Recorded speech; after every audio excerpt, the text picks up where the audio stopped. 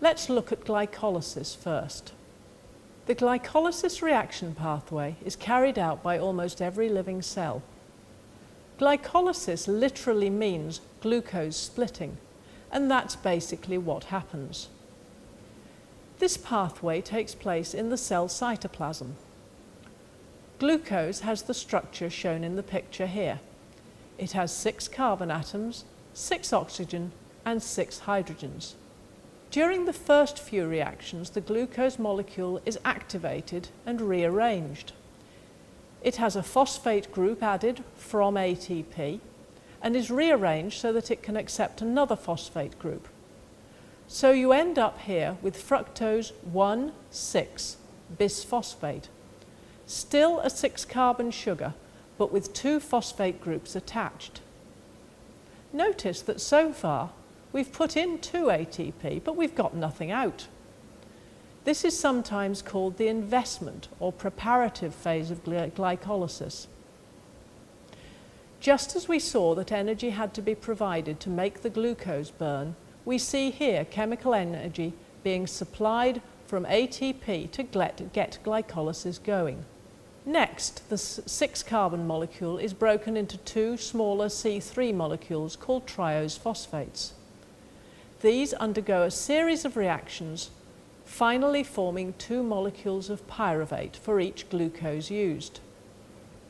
During these steps, 2 important things happen. Firstly, the triose phosphates lose a hydrogen atom, which is picked up by the coenzyme NAD, which is then reduced to NADH. Sometimes you'll see this called reduced NAD in textbooks.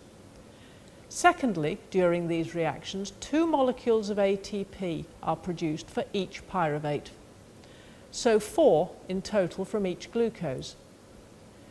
This part of the pathway is sometimes called the generating phase, because this is the part of the pathway which produces the energy.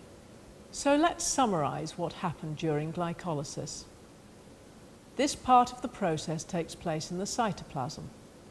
1 glucose is converted to 2 pyruvate molecules, 2 ATPs are used and ADP produced, but 4 ATPs are produced. So if you like, there's a net profit of 2 ATP for each glucose. 2 NAD molecules are reduced to produce 2 NADH. The 2 reduced NADH can also be used to create more ATP, and I'll explain about this later on. What happens next depends in most organisms on whether oxygen is present. You may have noticed that no oxygen is used in glycolysis. If there is no oxygen available, organisms can process the pyruvate formed by anaerobic respiration. In animal cells, the pyruvate is converted to lactate or lactic acid. This particularly happens in animal muscles during high-intensity exercise. In yeasts, on the other hand, pyruvate is converted into ethanol in a 2-step process which is the basis of brewing beer and wine.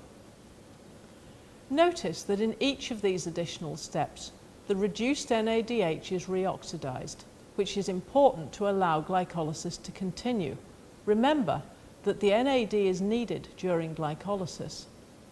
Anaerobic respiration is very inefficient. Far less ATP is made in this way than by aerobic respiration, but in the end, it's better than nothing. If oxygen is present, the next step is for pyruvate to move out of the cytoplasm into the mitochondrial matrix. Pyruvate crosses the mitochondrial membrane using a transporter protein and undergoes a reaction commonly called the link reaction, because it forms the link between glycolysis and the Krebs cycle. During the link reaction, 1 of the carbon atoms from the 3-carbon pyruvate molecule is removed and lost as carbon dioxide.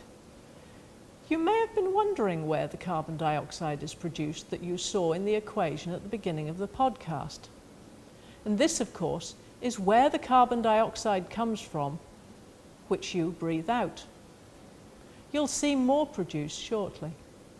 The 2-carbon molecule left behind, which is called an acetyl group, is attached to a carrier molecule called coenzyme A, usually known just as CoA, and this gives you acetyl-CoA.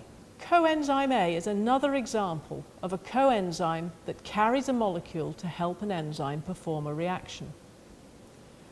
You'll see that another NAD molecule is reduced during the link reaction to NADH. Now the acetyl group is ready to enter the Krebs cycle.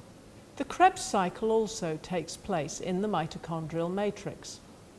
The CoA carrier helps an enzyme to transfer the 2-carbon acetyl group onto a 4-carbon molecule called oxaloacetate to form a 6-carbon molecule called citrate, or citric acid, which explains the alternative name of the cycle. The CoA molecule is now released. It's done its job and it can be reused.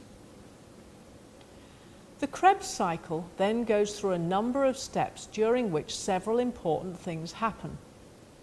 The first, but probably really the least interesting, is that 2 other carbons from pyruvate are converted to carbon dioxide.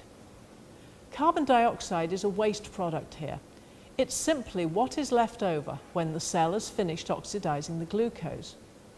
More importantly, from the point of view of making ATP, the Krebs cycle produces a small amount of ATP, 1 for each acetyl group that enters the cycle, and several reduced coenzymes, 3 NADH and 1 FADH.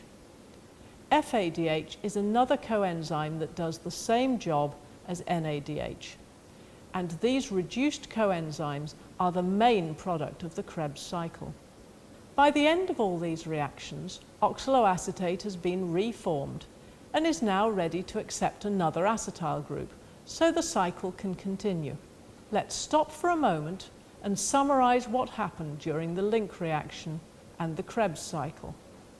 Remember that both these reactions or sets of reactions take place in the mitochondrial matrix. For each glucose, the cycle goes round twice. 6 carbon dioxides are formed. Each of the original carbon atoms from the glucose has been oxidized. 2 ATP are formed and 8 NADH, 2 from the link reaction and 6 from the Krebs cycle, and 2 FADH are formed. But still, no oxygen has been used.